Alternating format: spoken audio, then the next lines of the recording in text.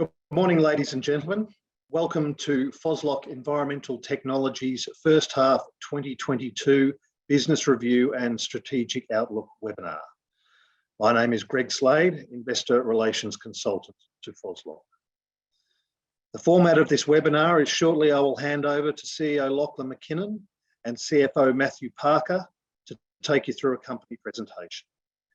At the conclusion of the presentation, I will return to ask both Lockie and Matt a series of questions submitted from shareholders as part of the registration process for this webinar.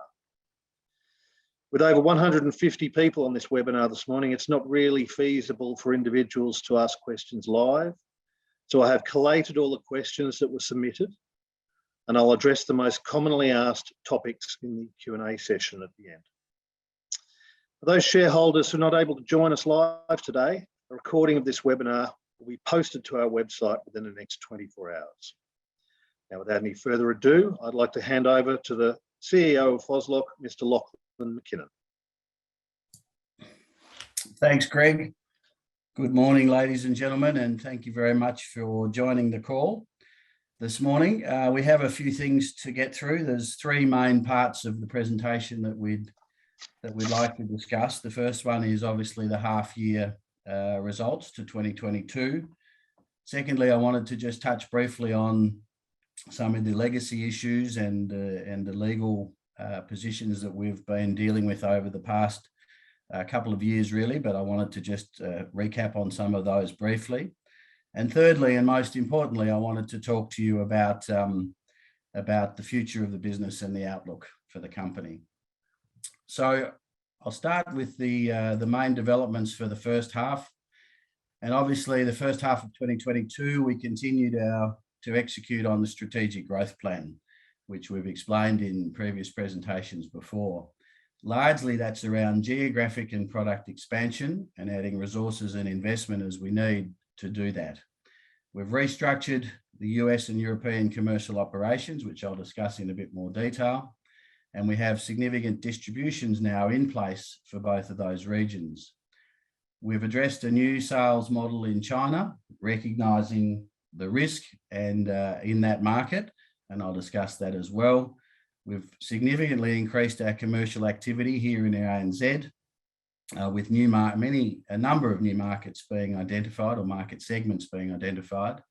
And we've continued our support for Brazil and significantly made some developments in new markets in South America. On the R&D front, we identified new opportunities in flowing water, with post-period, as you would remember, the signing of the Phosflow distribution agreement, which is a significant milestone for the company.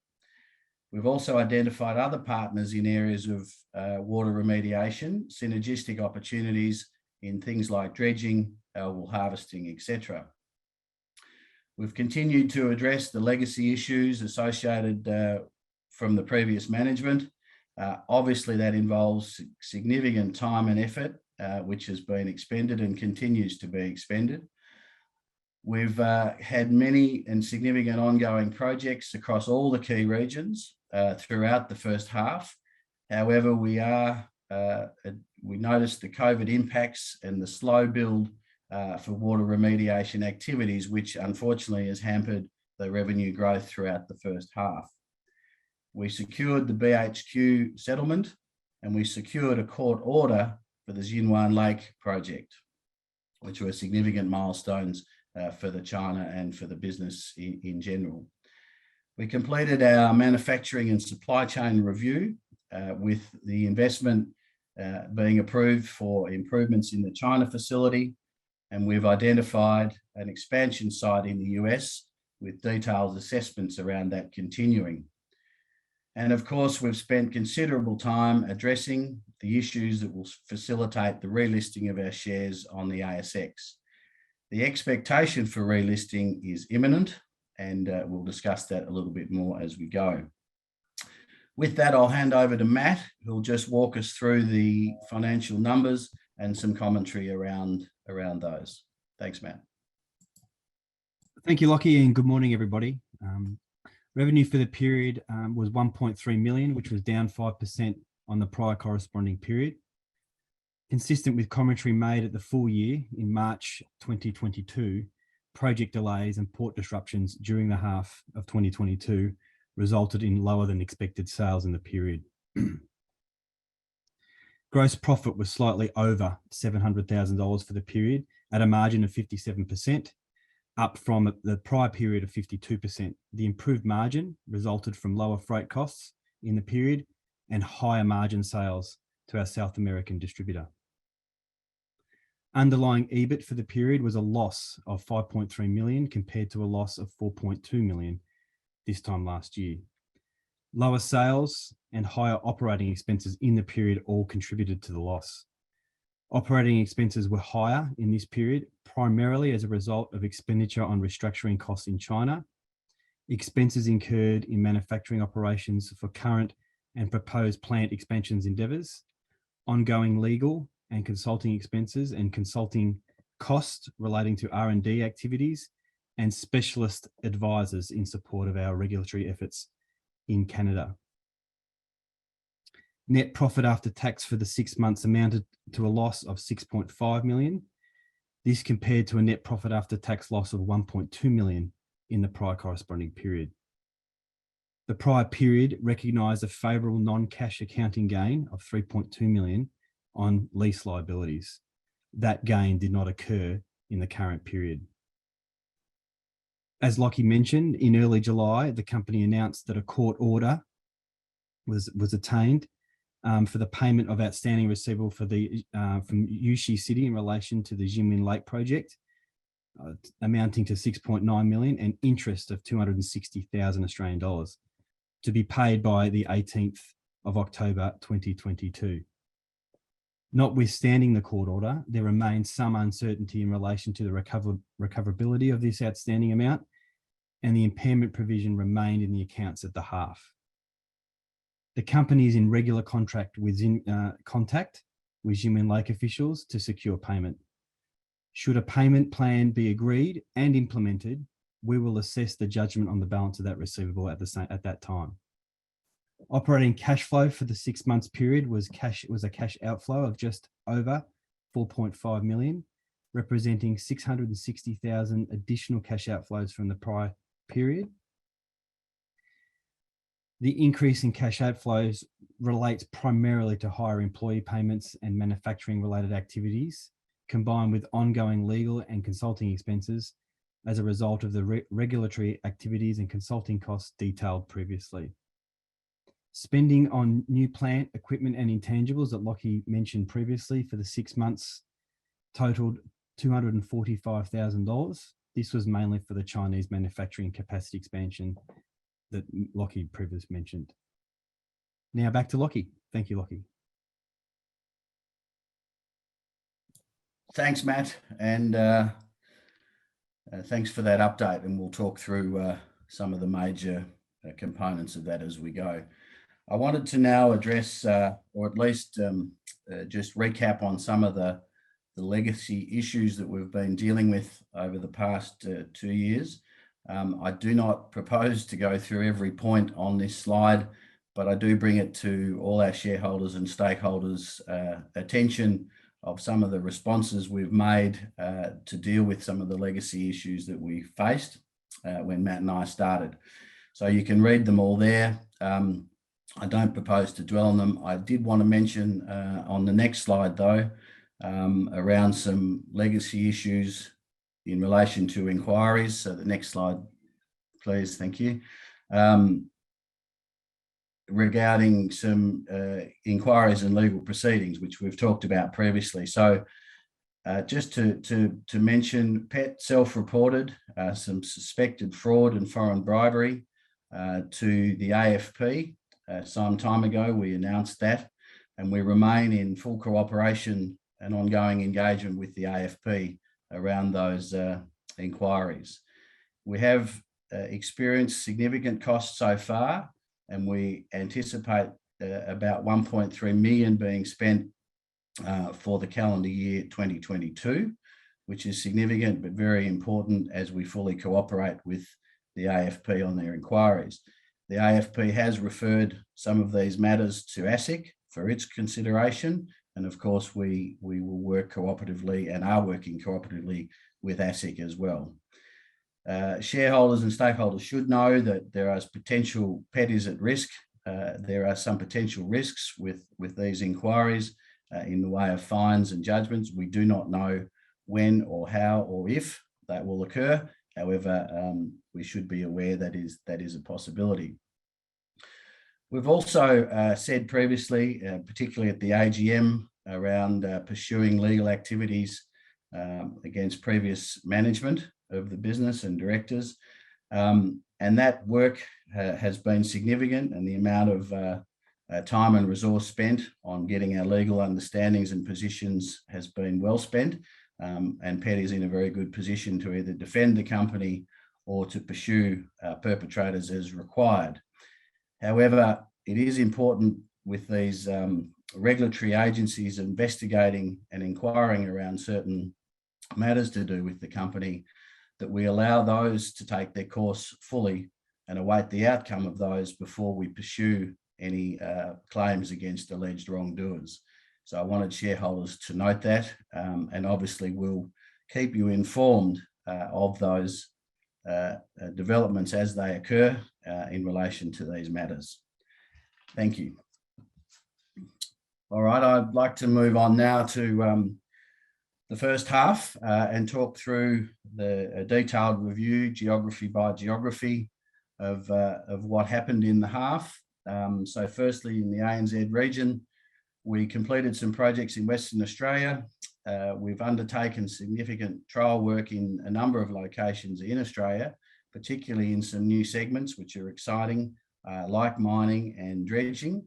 And that's involved both Phoslock and Phosflow, pleasingly. So that's been significant pieces of work in new segments.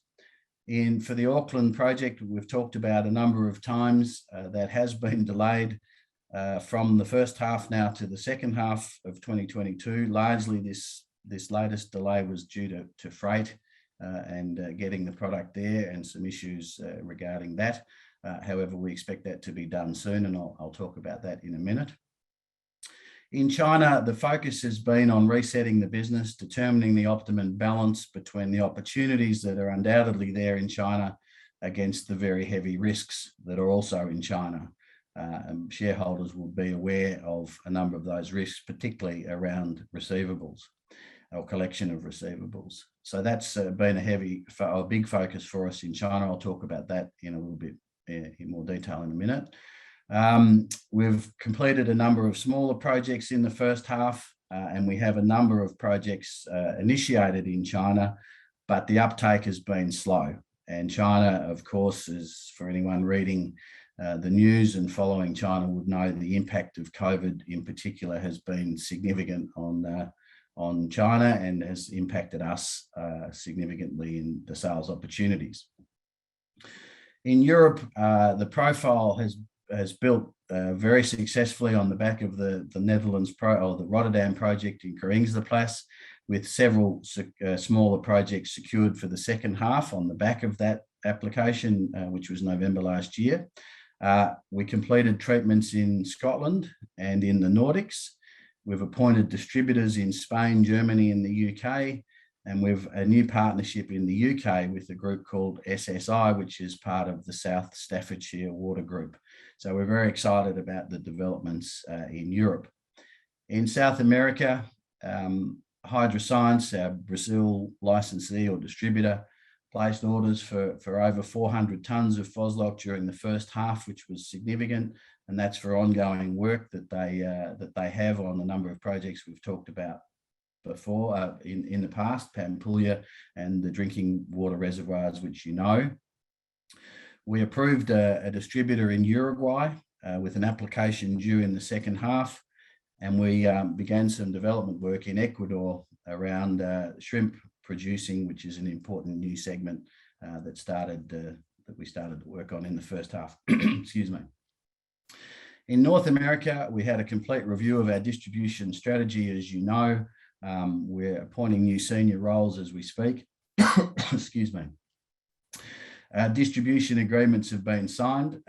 Good progress has been made with trial work in Florida, and the US Army Corps of Engineers, which is a very important group. Just excuse me for a minute, I've just got a cough. Excuse me. So good progress has been made with the US Army Corps of Engineers.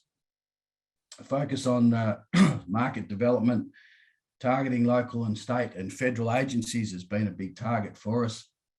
And we've continued to address the regulatory issues in Canada in the first half. Just excuse me for a minute.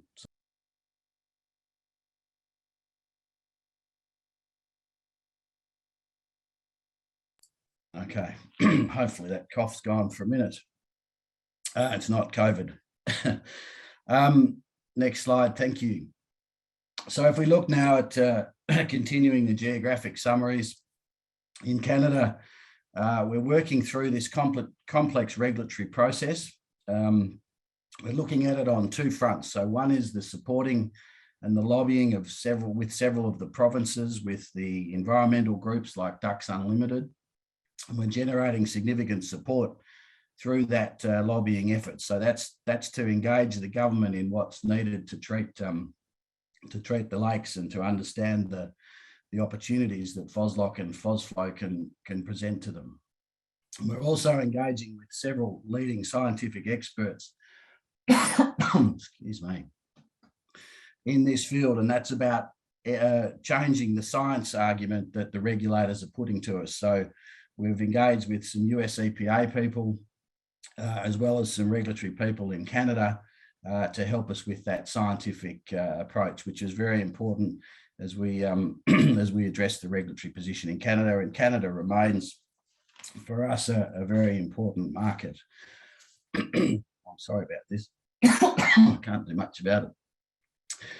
In the US, we continue to, for the prospective period and into the future, we do expect significant growth to come through the distribution channel that we've set up these agreements with, and the strategy that's now in place. We've expanded the reach and resources through some contractual engagement in the US into the state and federal managed water bodies, which again is very important. Many of our shareholders know that there are a number of lakes that get mentioned as needing phosphorus remediation. So there's a big opportunity in that space. Development work with the US Army Corps and the engineers is ongoing and very exciting. As any of you know, they're very involved in waterways in the US and a great partner to have, along with some significant trials that are ongoing with the city of Orlando in Florida, which is exciting, where resources are being recruited to improve the sales effort in the US. And obviously, as is a lot of the strategy for the group, sales is the big focus across these key regions for us. In Europe, I mentioned the city of Rotterdam that has developed and is developing strong leads throughout Europe. We have multiple projects on the go in Europe throughout all of the European groups. We've permits issued, I should say, for Denmark and Finland, with contracts now being pursued. That's important, as once those permits are issued, you get a much easier way of attracting the large lake opportunities. Ongoing projects for Germany and the Netherlands in the second half of 2022, and significant opportunities have been identified in the Nordics, which I think we've talked about in the past. Resources are being recruited in Europe as well to expedite sales. So as you'll see throughout all of this, that sales are a key driver for the businesses in the US and Europe in particular, and here in Australia and New Zealand. In South America, I mentioned already the contracted projects are continuing, which is great. They're ongoing projects, as you are aware. Pampulha, Rio de Janeiro, and Salvador, some of them. Pleasingly, Tiago, our licensee over there, I spoke to him last week and he said that he has a number of new projects that he's working on. So Brazil remains an exciting opportunity for us. We appointed a distribution partner, as I mentioned, in Uruguay. We expect the first project to be done this second half of this year in Uruguay. So that's an exciting opportunity as well. In China, I'll talk a little bit more specifically about China in a minute, but there has been significant change to the sales model on the back of what we would consider poor sales and difficult collection process. So we've made some significant changes, which I'll discuss in a second. We do expect sales out of China to be at a slightly lower margin as a result of these changes, but we consider them to be more secure and safer in terms of collection in particular. In Australia and New Zealand, as I mentioned, we've contracted further projects in WA that will be done in the second half, which is terrific. We've secured distribution agreements, but are working on more in the Australian and New Zealand environments. We've seen some promising results from Phosflow, which is really exciting. The City of Auckland project will be done, we anticipate, in September, so this next coming month, pending freight issues, but I think those issues are largely resolved as we speak, so that should get done. And we have an exciting opportunity later in the year in a lithium mine, which is the first of our mining segment treatments, which is expected later in the year in the wet season, which will be an ongoing project and should pave the way for more mining opportunity or mining related opportunities in the future. Thank you. I mentioned China, and I just wanted to touch on the changes there so everyone's clear. We're changing our go-to-market strategy from direct sales to more of a wholesale via distribution, engineering firms and partners type agreement. It better addresses the market risks. It puts the sales efforts in the hands of engineers and water managers and who deal in more total solutions for customers. It significantly reduces the risk for us. It reduces the costs of a direct sales team. And while it might be a slightly lower margin business, we believe this is the best strategy for China at the present time. The restructuring savings will typically or will mostly be deployed in other targeted geographies where we can expedite sales quicker, particularly the US and Europe. We anticipate that the expected savings or the change in financials will be about $500,000 less cost in China in the future as a result of these changes. Thank you. At each of these presentations, I like to give a bit of an update on the 4 pillars of our growth strategy and the key drivers. So the first one is commercial, customer and commercial. And next slide, thank you. Thank you. I wanted to just make sure everyone's clear about how we're delivering on the strategy. We said we'd expand into new segments of the market, and this is all about expanding our market reach. And you can see the diagram on the right-hand side. It's simplistic, but it's meant to show how the direct sales model into large lakes, which has typically been the focus of Phoslock and PET in the past, is now complemented by the distribution type approach on the right-hand side of that diagram. And we call it distribution. You can call it many other names, but it allows us to get to multiple new markets.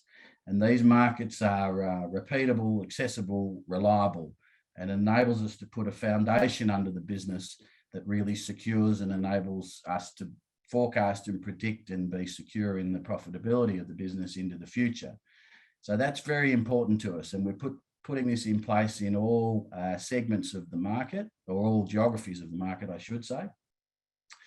Securing the rights to Phosflow has certainly opened up this opportunity, and a lot of these applicators and distributors are very excited about the Phosflow opportunity. The larger lakes projects will, of course, remain a key target for us. There's many of them and there's many opportunities, but they are difficult to forecast, particularly from a timing perspective, and you guys would be well aware of that. They're a little unpredictable.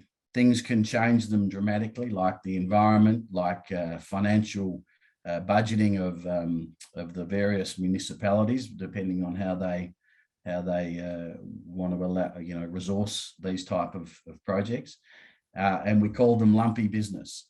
So we still think, and we should be involved in all of this, of course, but the distribution part of the sales strategy is going to be a critical component on the way through. And it's very much in line with the strategy we talked about pretty much 2 years ago when we first started, about how we would try and open up new segments of the market. You're aware that we have this type of approach in Brazil. You'd also be aware that Brazil and South America remains a very consistent and an established market for us, somewhat predictable, which is terrific. And it obviously paves the way as a blueprint for how we can look at other markets around the world.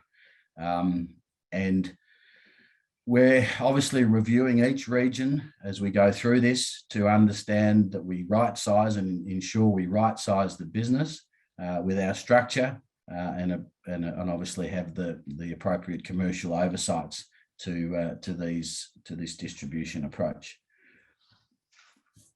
All right, thank you. To R&D now. Next slide, please. Oh, it's there. Thank you. So as you know, and as we talked about in the strategy as well, we were targeting flowing water solutions. So as you would be aware, from July, we announced an agreement with the Water Warriors to distribute. It's an exclusive global distribution agreement to distribute a patented product from them, which is effective in the removal of phosphorus from freshwater sources, flowing water sources, which opens up a whole new channel to us. And particularly, and I will talk a little more about Phosflow in a minute, but particularly we can now talk accurately about total water remediation solutions, because we look at flowing water and we look at still water with Phoslock. So we're very excited about this opportunity. It's a valuable medium to long term as we have to develop a number of markets, but we're very excited about it. We continue in the R&D space to look at other lanthanum impregnated substances to see where else we can take this part of the solution. Things like activated carbon are key targets for us. Nitrogen capture is something that we're obviously focusing on.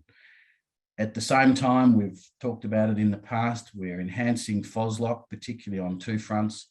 One, to make it a more economical product in areas that need that economical or need a lower cost option where that might be appropriate. And we're looking at Phoslock Plus, which is really a easier to use formulation of the product. So that's also a very important component of the R&D efforts.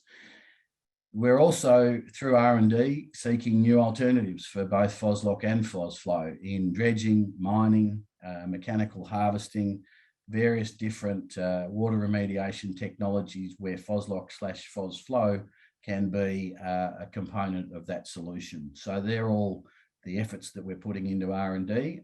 And as you can see with Phosflow, those efforts are already starting to pay off.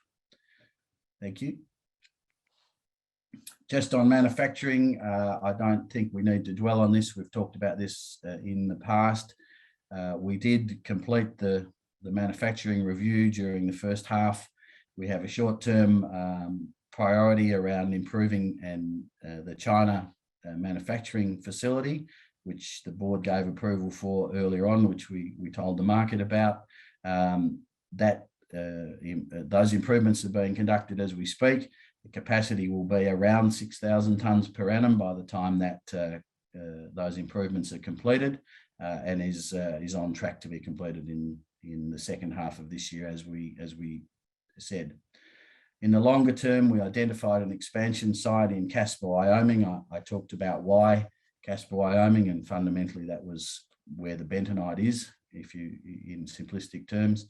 The detailed assessment of that site is ongoing. The commitment has been deferred until the business case justifies that investment. And obviously we continue to review the business case as we go to work on that investment. And we'll advise shareholders of anything significant in that space when it occurs. Thank you. I just want to divert a little bit because I thought it was worthwhile to talk about the opportunity. And I think or most of you would know, the opportunity that is treating the global phosphorus pollution issue. It is huge. And you can see on the map, it is all over the world. And you can see some of the statistics, and I won't certainly go through them all, but they are substantial, with greater than 70% of lakes in the US impaired. 83% freshwater habitats in the European Union are classed as unfavourable. They're big numbers. And I think important, and I know most of you know this, but I think it is worth just reiterating some of this. Importantly, on the next slide, please, there are a number of directives and policies that are being put in place. Some of these have older dates, but they're being renewed as we speak, around governments around the world saying we won't tolerate this anymore. And as municipal managers of lakes and water bodies in general, will be issued penalties and fines if they do not treat these excess phosphorus levels. And there's various acts and there's various fines. I will say they're complex to understand. However, it's fair to assume that in most areas of the world that we operate in, there are significant directives and policies that are going to address these issues. Either they're coming or they're in place, and fines will be issued. So it is a really good space for us to be in terms of available market. Obviously, the key is to execute on the strategy to get that market. We understand that. We understand that sales have been disappointing in the past. We believe we have the right strategy to address that and to actually engage and get hold of some of this very, very significant market we talk about. So I just wanted a couple of slides in there to refresh everyone on the market environment that we operate in. And of course, it's getting worse. There's no doubt that phosphorus pollution is getting worse around the world, and waterways are getting more polluted. So that represents a big opportunity for us to capitalise on. The products, again, next slide, thank you. Phoslock, I don't particularly want to go through it all again, other than to say it is a proven and trusted product. We need to capitalise on it. I understand that clearly, but it's not just us that say it's a trusted and proven product. It's been studied by over 120 scientists, 120 papers around the world. It is a highly studied and highly effective product and recognised as such. Our job, of course, is to make it into a sales and the commercial opportunities that are there. However, it is worth noting how well studied it is. We have work to do in many of the markets around educating the distribution and educating some of the lake managers as to how it can be used. We have issues around funding that we're working with third-party funders to help some of these lake managers find the funding to treat the lakes that they need to, because often the opportunity or the ability for a lake manager to just say, oh no, I won't do it, and then it goes away is a bit too easy. So we're working on how to address some of those issues, sales being the key focus. And also Phosflow, next slide, thank you, sits in that space as well. But most importantly for us, and I think as you would recognise for the company, provides us a position to talk about total water solutions and a provider of total water. We often get challenged by lake managers saying, well, that's fine, you can use Phoslock and fix up the in situ issue, but what about the inflows? What about the phosphorus that continues to come in? And then we become a little more challenged with Phoslock. Phosflow, of course, addresses that by addressing the flowing water phosphorus capture.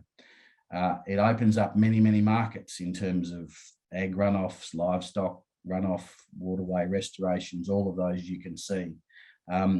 There is work to do to develop it. There's no question about that. It's a relatively new product. The trial work in the US has been really exciting, and the trial work we've done has been really exciting. But it's going to take some work to grow that market. There is the potential to regenerate it as a slow release fertilizer, which again is a very important life cycle point to mention. More work does need to be done there to know exactly how that will work. But all in all, the two products combined do allow us to have this total water solutions approach to our marketing and to our strategies. The global push from academia and industry, you can see it, is to reduce 50% of the phosphorus pollution worldwide. That's an extraordinary number if you think about it. We're talking to companies who produce phosphorus fertilizers and trying to help them see the need for a whole of life cycle. We believe that's another good angle for the business of PET. Thank you. Next slide, please. So I just wanted to now finish with a couple of slides on our outlook and the funding position. I hope it's been pretty clear throughout the past few slides that the big focus for us and our key priorities is to execute or continue to execute on the sales strategy. Sales are what the directors are on to me about all the time, and that's absolutely what has to occur. We've not been happy with the current level of sales, but we're happy with the strategy and the implementation of that strategy that will achieve those sales. We have a clear focus on what we're calling winnable sales. I think in the past there's been a lot of projects that might look good but aren't really winnable. So we're trying to identify those that are winnable and expedite those as quick as we can. Bedding down all the new distribution agreements is a key focus and a key component of the sales strategy. As I mentioned earlier, we're reviewing funding opportunities to develop the projects faster. Funding is often given to us as a reason that the larger lakes and the municipalities don't treat is due to funding.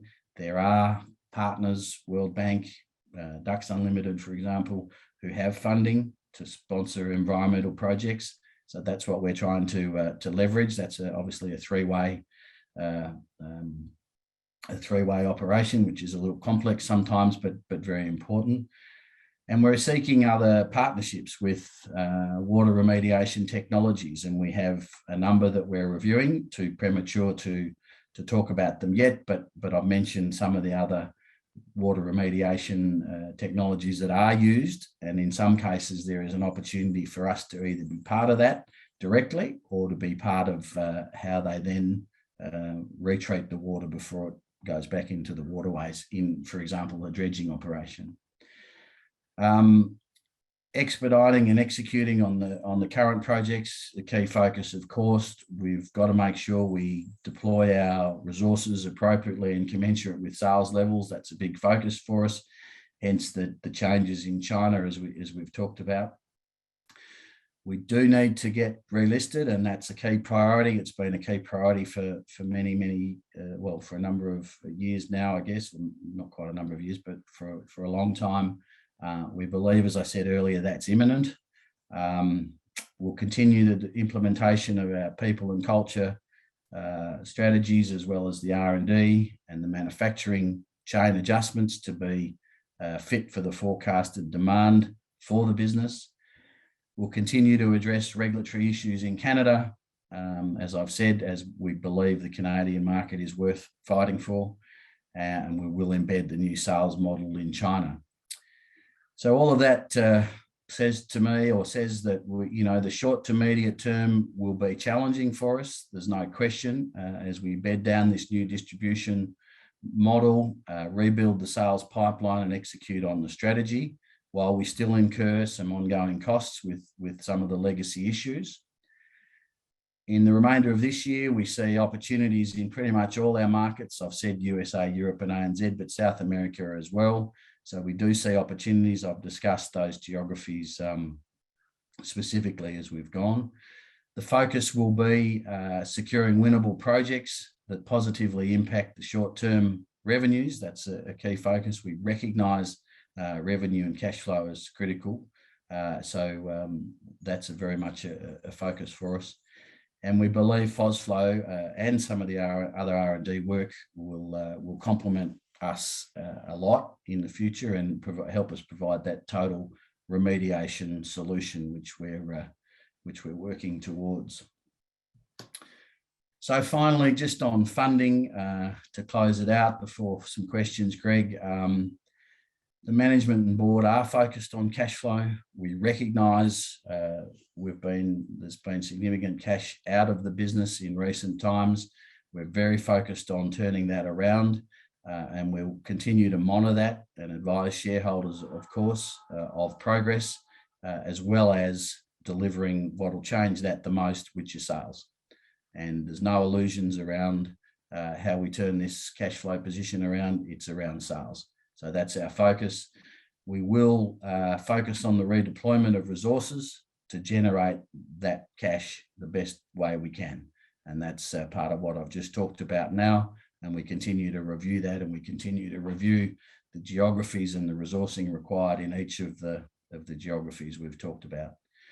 We will see some of the abnormal costs associated with the legacy issues and inquiries reduced second half, but there will still be costs as we've described. At the end of June 2022, we had cash of around 17.5 million.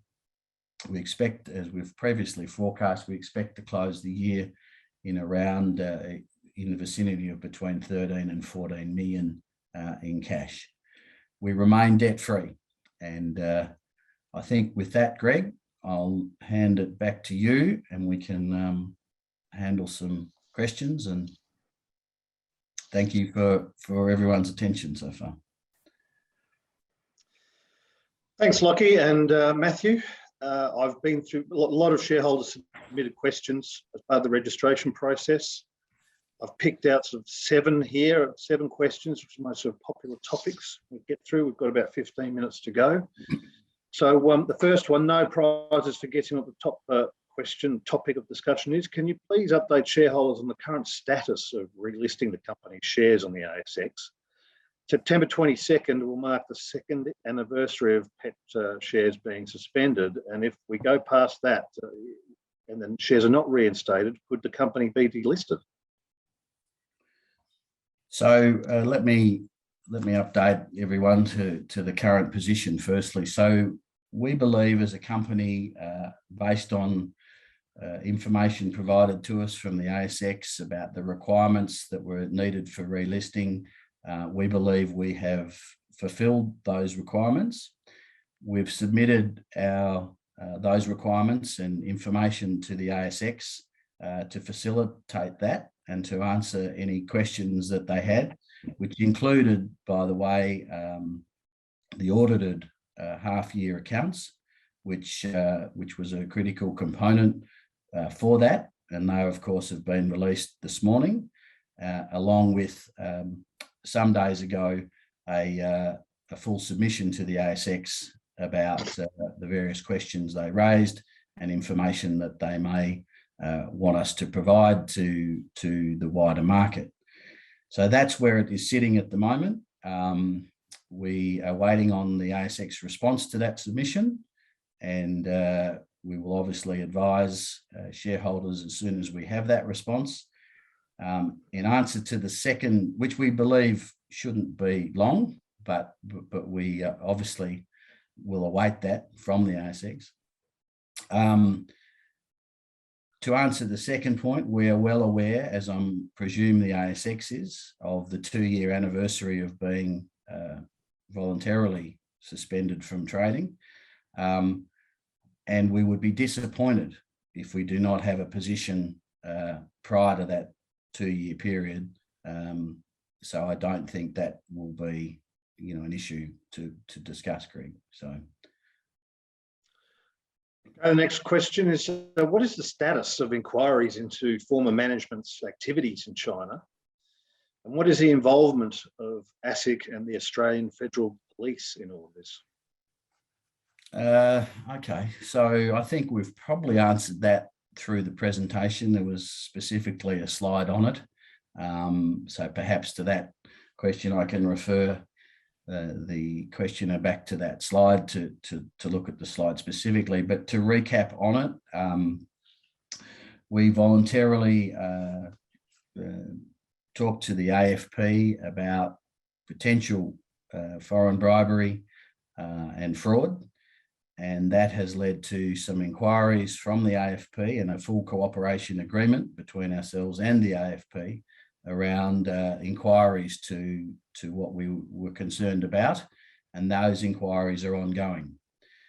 The AFP has referred some of those inquiries to ASIC, who in turn have contacted us, and we're obviously cooperating fully with ASIC as well as we go through their various inquiries and questions that they're asking.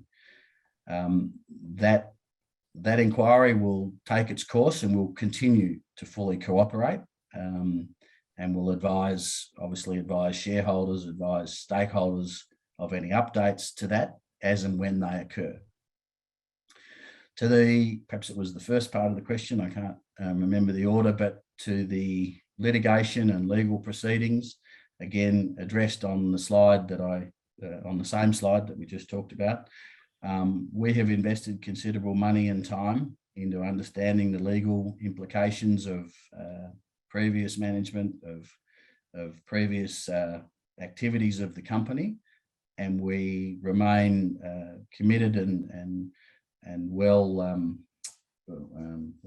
we're satisfied that that money has been invested well to understand what occurred and to be fully prepared for anything that may occur.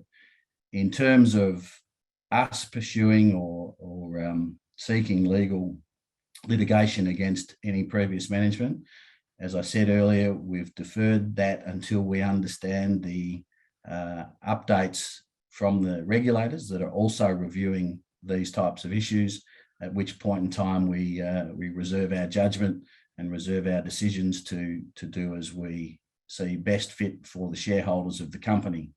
And that's the current position, Greg. Thank you. Okay, next question is, how long do you think it will take for the company to return to profitability? Yes, that's a good question. Obviously, we are confident that we will return to profitability in the near future or in the future as we go forward with the sales strategy. Predicting a time around it, Greg, is a difficult process. I went through some and a difficult question to answer. I went through some pains to explain around the strategies that we're employing around setting up a foundational base around the distribution type approach to the business. That is all around putting sustainable foundations in the business to support the growth of the business, while the lake projects tend to be more unpredictable and somewhat lumpy. They're obviously very exciting when they occur, but they're harder to predict.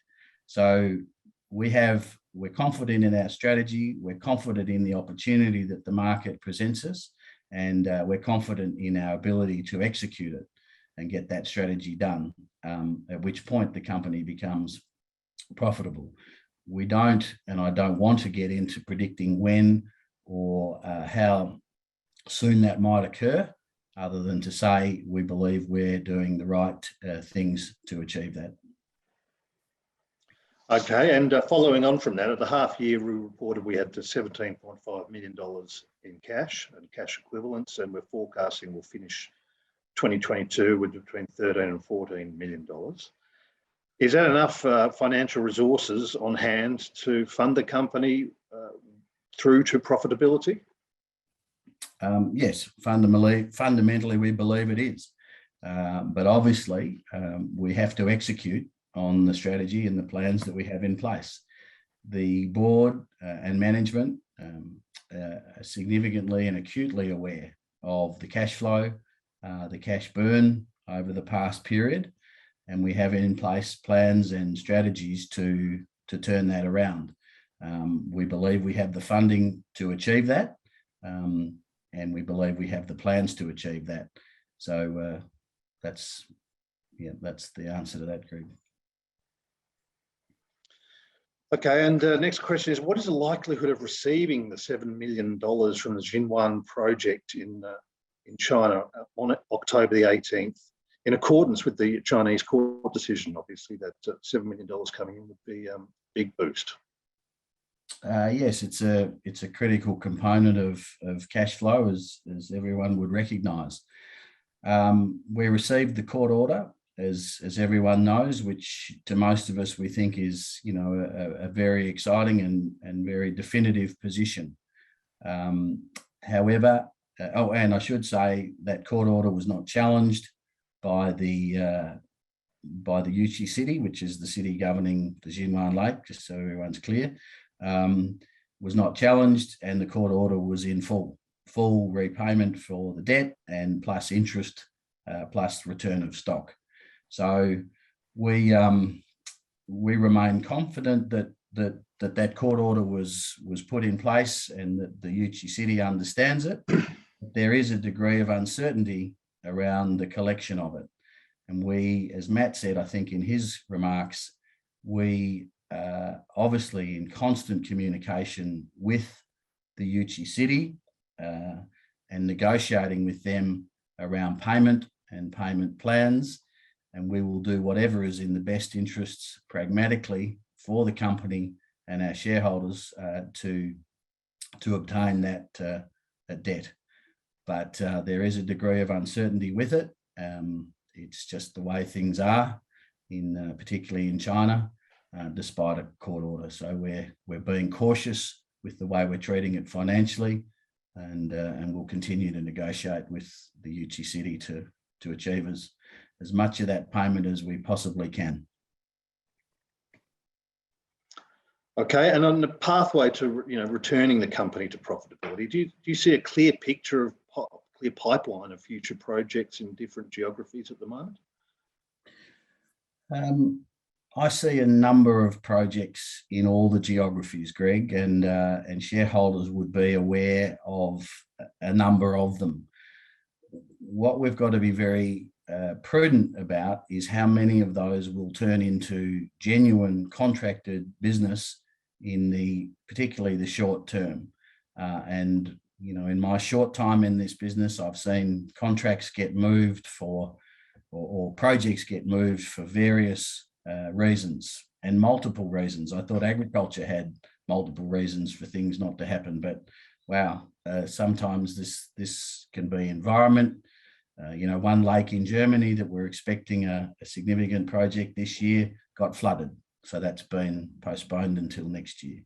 Another project in Europe, there was some municipal changes to the budget or changes in the budget from the municipality. So the project got delayed again. So there are multiple reasons that projects can change. Having the pipeline and having the opportunity is not the issue. It's converting those pipeline projects into contracted business and alerting and notifying and shareholders and notifying the market of when they're occurring is obviously or going to occur is a key priority for us. But until such time as you get great confidence in those projects, it's not appropriate to talk about just potential pipeline stuff.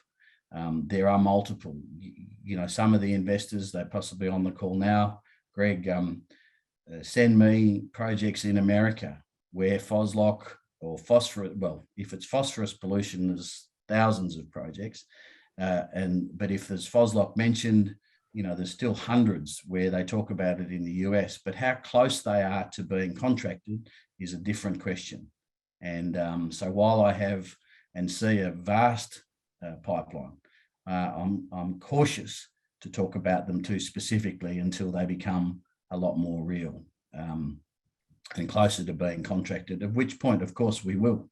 But the opportunity is huge. Our job is to execute on the strategy to turn that opportunity into sales.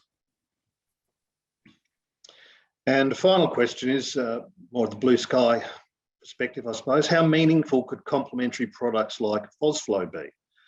Could treating flowing water become a bigger market for PET down the track than large lake projects? I think the short answer to the question, Greg, is we're very excited about the opportunities that products like Phosflow bring to us. I think we're excited on a number of fronts, but first and foremost, it's part of what our strategic direction was and our strategy some 2 years ago when we first started down this path. We identified we needed to complement the one product company that Phoslock was with other products, and flowing water, which is not a Phoslock strength, was one of those components. So being able to achieve that with Phosflow is huge, and we're very excited about the opportunity. I don't want to speculate whether it'll be bigger or smaller or not, but we do anticipate, and we have in place a very solid agreement with some terrific partners, by the way, who are very keen to support the growth of the business and the growth of the product. We have in place a very good agreement. I think importantly, as stakeholders will recognise, is it enables us to talk about a total water remediation solution. So instead of the conversation being about in lake or in reservoir or whatever it is, and not being able to talk about inflows and the sources of pollution that are coming in or how to treat them, this enables us to talk about that total water solution, particularly for phosphorus. Now, if you think about adding nitrogen and other pollutants and capturing those, then you talk about a really holistic solution to the problem. And then PET becomes a much more meaningful part of any conversation that we're having, either with distributors who in turn are talking to their customers or to those lakes and large water bodies directly.